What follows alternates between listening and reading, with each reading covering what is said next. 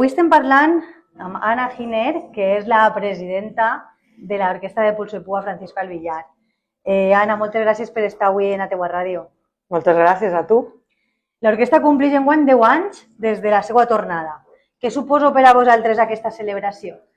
Pues suposo un reto superat, perquè des de fa temps que estem funcionant i ningú jo crec que aguardàvem estar 10 anys després aquí, continuant en la música. Quina ha sigut l'evolució d'esta orquestra? Pues l'evolució ha sigut sobretot a nivell musical. Hem anat començant en el que antigament se tocava i musicalment hem anat evolucionant d'una manera a millor. En peces amb més complicacions, en partitures més específiques, més musicals, més similars a orquestra que a rondalla. Tu dius el repertori ha anat canviant i això també és una evolució que vos ha influït als músics, no? Claro, perquè ara pues, toquem igual que toquem una zarzuela que toquem una peça pop. Entonces pues, motiva molt també als músics i sobretot al públic sorprèn. Sí. L'orquestra forma part de la Federació Alacantina de Corda Polsada, no? Quina és aquesta organització? A què se dedica? Quina és la seva funció? La funció, bàsicament, és com a que reagrupa totes les associacions musicals, orquestres, rondalles, de coro, d'Alacant. Després, aquesta mateixa federació està absorbida per la de la Comunitat Valenciana. Estem dins dels dos, participem en les activitats que se solen fer, són intercanvis musicals, o bé són reunions o intercanvis musicals, però ja no a nivell de federació, sinó una manera de contactar orquestres en orquestres per poder compartir escenari en els actes que se fan en cada població. En quin punt es troba ara per ara l'orquestra? En un punt alt, estem en un punt important. Este any ha sigut un any molt complet de concerts, demasiat complet de concerts. No ens aguardàvem este boom de concerts i la veritat és que estem acabant l'any i acabem de tancar l'últim concert de desembre en el Fondó i entonces estem sobrepassats, no tenim temps a poder treballar d'altra manera, sacar repertori, estem treballant per això, treballant pels concerts, l'aniversari que mos ha implicat molt de temps i que se quedarà molt xulo, mos ha portat molta de feina, però vamos, jo crec que estem en el punt més alt. I en quant a músics, quants músics formen part de l'orquestra, més o menys? Músics estem una trentena, estem per la trentena. Evidentment, sempre en els concerts hi ha algú que té compromís i no pot estar, però vamos, estem sobre els 30-31 músics. I en quant a socis, perquè és important especificar-ho. Sí, socis no tenim un gran volum de socis, estem per 100 i pico, però bueno, nosaltres seguim intentant-ho, així que la gent que s'anime. Com hem dit, este any celebreu el 10è aniversari i ho feu en un concert molt especial en el Teatre Principal el 8 de novembre. Podem explicar un poquet en què consistirà? Pues este concert consisteix en fer algo diferent, que és el que sempre intentem fer, innovar i sorprendre. Com vam ser en els anys anteriors, sempre hem fet el concert de fira, és simplement el concert de fira, portem algú convidat, o bé de coro, o bé d'orquestra de Pulso i Pua, i aquest any volíem fer algo diferent i hem portat al Conservatori de Dansa Professional de Novelda.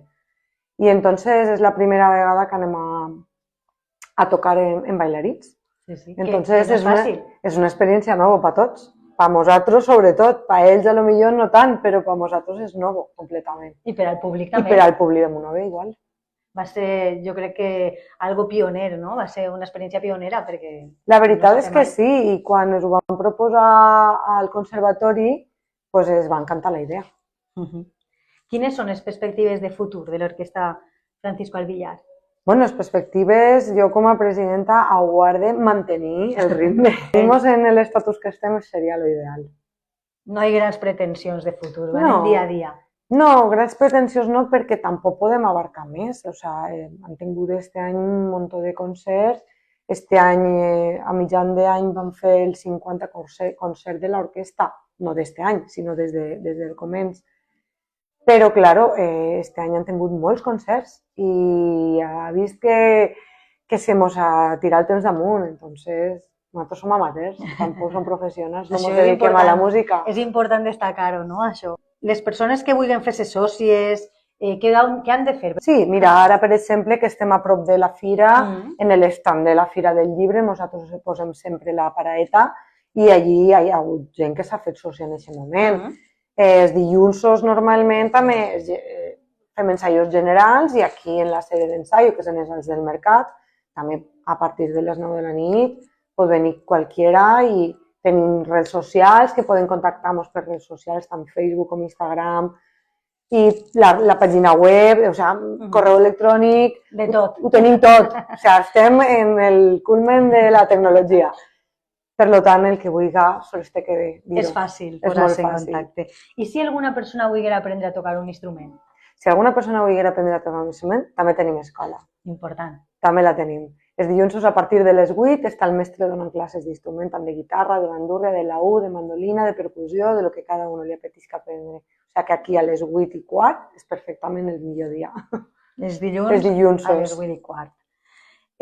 Alguna cosa que vulguis anar a dir abans d'acomiadar aquesta entrevista, que vulguis aprofitar i dir-li a les persones que estan ara mateix veient i escoltant-te? Doncs m'agradaria dir una cosa. Moltes voltes s'infravalora la música de corda i és molt important conèixer-la.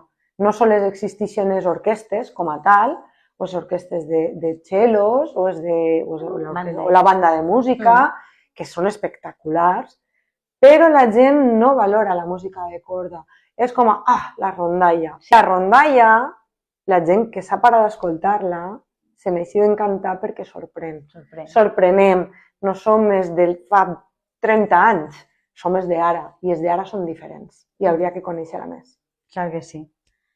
Pues nada, Anna, moltíssimes gràcies per atendre's i sobretot recomanem als seguidors de la teua ràdio que no es perden el pròxim concert, que serà el dia 8 de novembre, a les 8 de la vesprada, en el Teatre Principal. No fa falta treure entrada perquè és lliure i, com ja has explicat, estaran col·laborant les alumnes del Conservatori Professional de Dansa de Novell. És una ocasió única per a gaudir d'aquest tipus de música que, com dius, és molt desconeguda per a molta gent, i de la dansa, tot unit, que és una manera de conèixer una cosa única i de veure una cosa única que mai s'ha fet.